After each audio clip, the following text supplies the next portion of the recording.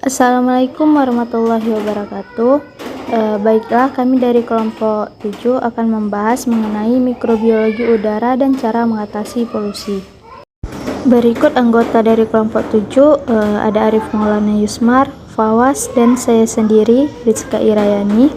Adapun pembahasan yang akan kami bahas, pertama ada pencemaran udara, kedua mikrobiologi pencemar udara, dan yang ketiga cara mengatasi pencemaran udara.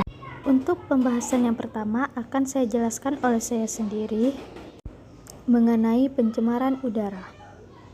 Sebagaimana kita ketahui, udara yang kita hirup sehari-hari bukanlah udara yang bersih, melainkan udara tersebut tercemar oleh polusi-polusi seperti kendaraan, pabrik, ulah manusia yang masih membakar sampah sembarangan, dan lain-lain sebagainya. Pencemaran udara dapat mengganggu aktivitas makhluk hidup seperti hewan dan manusia. Apa itu pencemaran udara? Pencemaran udara adalah kehadiran satu atau lebih substansi fisik, kimia, atau biologi di atmosfer dalam jumlah yang dapat membahayakan kesehatan manusia, hewan, dan tumbuhan, mengganggu estetika dan kenyamanan, atau merusak properti. Mikrobiologi pencemar udara. Mikrobiologi yang paling banyak berkeliaran di udara bebas adalah bakteri, jamur, dan mikroalga. Mikroba yang paling banyak ditemukan sebagai jasad hidup yang tidak diharapkan kehadirannya di udara. Umumnya disebut jasad kontaminan. Suatu benda atau substrat yang ditumbuhinya dinyatakan sebagai benda atau substrat yang terkontaminasi. Jasad-jasad renik kontaminan antara lain, yang pertama ada bakteri. Bakteri yang ada di udara yaitu Bacillus, Staphylococcus, Streptococcus, Pseudomonas, dan Sarcina. Yang kedua ada kapang, yaitu Aspergillus, Mochor, Rhizopus, Penicillium, Trichodema, dan Khamir ada Candida, Saccharomyces, Physalis, dan sebagainya. Kandungan udara di dalam dan di luar ruangan akan berbeda. Tingkat pencemaran di dalam ruangan oleh mikroba dipengaruhi oleh faktor-faktor seperti laju ventilasi, padatnya orang, sifat, dan taraf kegiatan orang yang menempati ruangan tersebut. Mikroba terhembuskan dalam bentuk percikan dari hidung dan mulut selama bersin, batuk, dan bercakap-cakap. Untuk pembahasan yang ketiga akan dijelaskan oleh Arif Maulana Yusmar.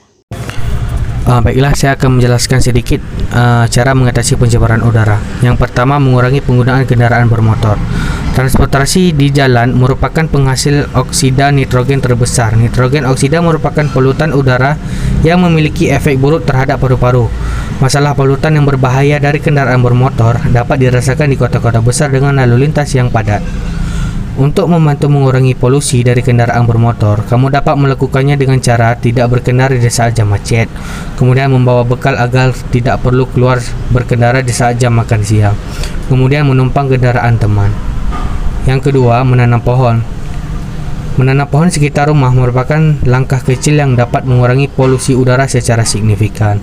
Berdasarkan penemuan para peneliti dari University of Southampton, pohon menyerap 850-2000 ton partikel berbahaya dari udara perkotaan setiap tahunnya.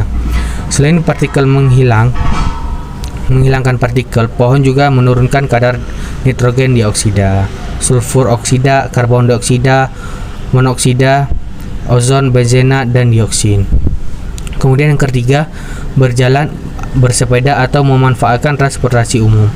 Saat ini di Indonesia, terutama kota besar, pemerintah telah banyak memberikan fasilitas serta kemudahan untuk menggunakan berbagai transportasi umum. Jika kamu menggunakan transportasi umum saat bekerja, ini merupakan langkah yang baik untuk mengurangi polusi. Bahkan hanya 1 kali atau 2 kali seminggu menggunakan transportasi umum, kamu dapat berkontribusi untuk mengurangi polusi dan kemacetan.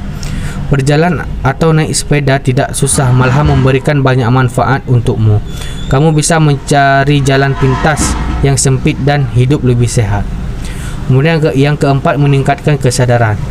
Kesadaran yang meningkat terkait masalah polusi dapat menjadi langkah awal untuk mempengaruhi orang-orang di sekitarmu agar mereka ikut berkontribusi.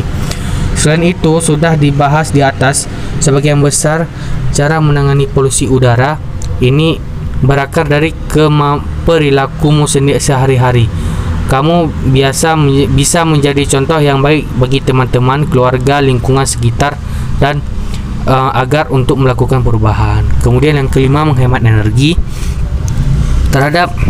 Terdapat beberapa penelitian yang mengungkapkan bahwa masalah kesehatan yang timbul akibat pembakaran bahan bakar fosil. Pembakaran fosil untuk produksi energi menimbulkan polutan seperti sulfur oksida, nitrogen oksida, karbon dioksida, dan beberapa polutan lain yang berbahaya. Zat ini bukan hanya berdampak buruk pada kesehatan manusia, namun juga pada lingkungan. Untuk itu, langkah mudah yang bisa kamu lakukan adalah dengan mengurangi pemakaian listrik di rumah dan tempat kerja, seperti menggunakan AC seperlunya, mencabut colokan yang tidak digunakan, dan mematikan lampu saat pergi di siang hari. Jadi sekian presentasi dari kami. Apabila ada kekurangan atau kesalahan, mohon dimaafkan. Kami akhiri. Assalamualaikum warahmatullahi wabarakatuh.